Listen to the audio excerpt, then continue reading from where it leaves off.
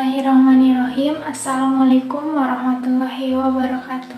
Halo guys, perkenalkan nama saya Anissa Fitriani dengan NIM 22060408, Program Studi Pendidikan Guru Sekolah Dasar IKIP Siliwangi.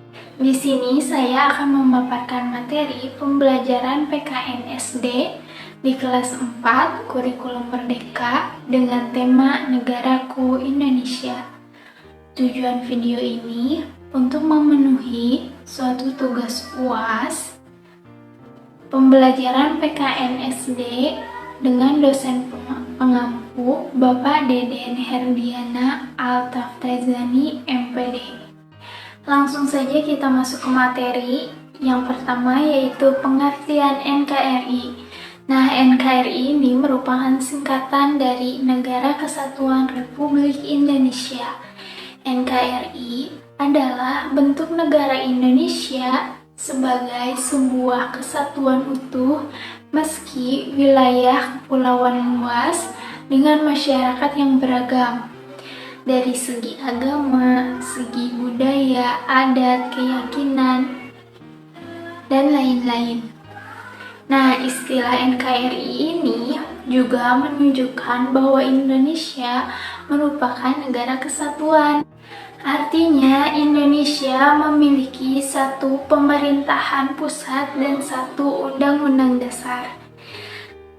Pelaksanaan kedaulatan baik ke dalam maupun keluar menjadi kewenangan pemerintah pusat di Indonesia. Indonesia memiliki bentuk pemerintahan republik yang dijalankan dengan sistem pemerintahan presidensial. Oleh karena itu, negara Indonesia dipimpin oleh seorang presiden yang kedudukannya sebagai kepala negara sekaligus kepala pemerintahan. Nah, berdasarkan pasal 25A Undang-Undang Dasar 1945 Amandemen keempat, Negara Kesatuan Republik Indonesia adalah sebuah negara kepulauan yang berciri Nusantara yang dengan wilayah yang batas-batas dan hak-haknya ditetapkan dengan undang-undang. Nah, pada isi pasal tersebut menegaskan bahwa NKRI sebagai negara kepulauan memerlukan pengelolaan batas wilayah secara maksimal agar terwujud ketahanan nasional di berbagai aspek kehidupan baik di pusat maupun di daerah. Tujuan utamanya adalah mempertahankan keutuhan NKRI. Adanya keberagaman bangsa di Indonesia menjadi latar belakang terbentuknya NKRI yang berasaskan nilai-nilai persatuan dan kesatuan. Nah, nilai-nilai tersebut secara jelas tertuang dalam Dasar Negara Pancasila dan Undang-Undang Dasar tahun 1945. Menjaga persatuan dan kesatuan dalam kehidupan bernegara dapat memberikan berbagai manfaat. Contohnya, 1. Keutuhan dan keamanan negara NKRI tetap terjaga. Yang kedua, memperkuat jati diri bangsa Indonesia. Yang ketiga, mewujudkan kemajuan bangsa Indonesia di segala bidang. Yang keempat, menciptakan suasana tentram dan nyaman dalam bernegara. Dan yang terakhir, mencegah perpecahan bangsa Indonesia. Setiap warga negara mempunyai kewajiban dan hak untuk menjaga keutuhan NKRI. Keutuhan NKRI bisa diciptakan dengan terus memelihara nilai-nilai persatuan dan kesatuan negara Indonesia. Merajut persatuan dan kesatuan juga merupakan salah satu upaya yang dapat dilakukan untuk menghadapi segala tantangan dalam mempertahankan mempertahankan keutuhan NKRI. Nah, bagaimana sih sikap menjaga keutuhan NKRI di berbagai lingkungan dalam kehidupan sehari-hari? Yang pertama, di lingkungan rumah. Dengan kita bersikap rukun dengan anggota keluarga yang lain, kita dapat menciptakan keutuhan NKRI. Yang kedua, menjaga nama baik keluarga saat bergaul dengan orang lain. Yang ketiga, tidak memaksakan kehendak kepada anggota keluarga lain. Yang keempat, menghargai perbedaan pendapat. Yang kelima, saling menghormati dan menyayangi dengan anggota keluarga lain.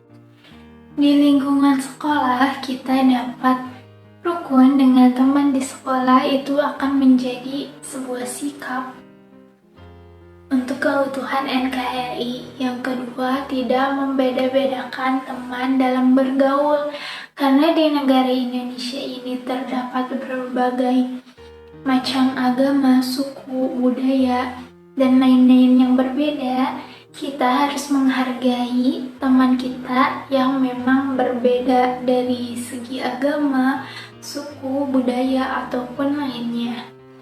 Yang ketiga, menghargai dan menghormati pendapat teman.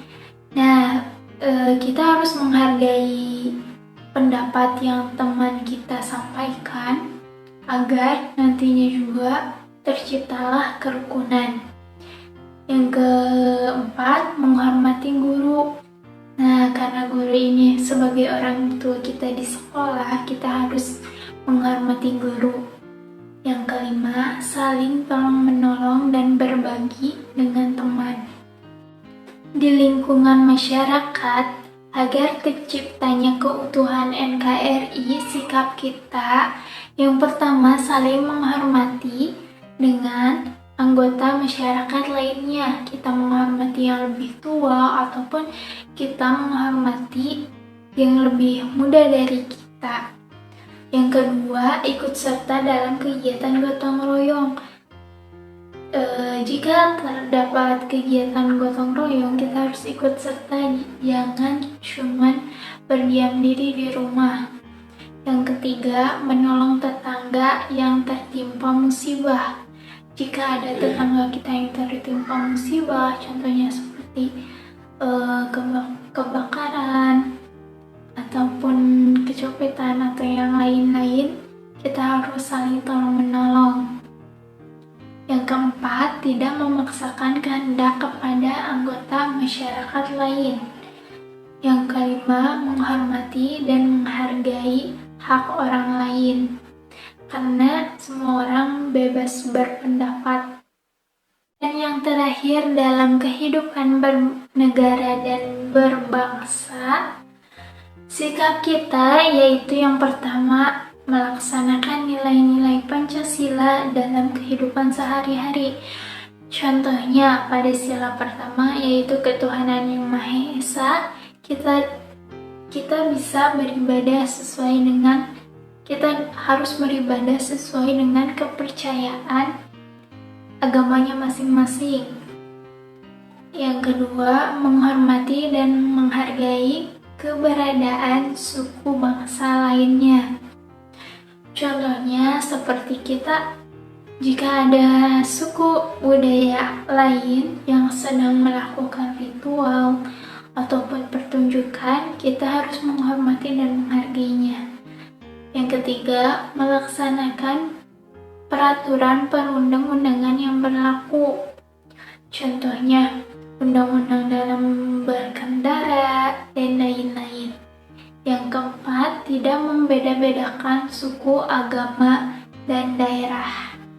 Dan yang terakhir, mau bekerja keras untuk membangun bangsa. Mungkin sekian materi yang dapat saya paparkan. Mohon maaf apabila ada kesalahan dalam penyampaian materi ataupun kesalahan dalam pengucapan. Wassalamualaikum warahmatullahi wabarakatuh.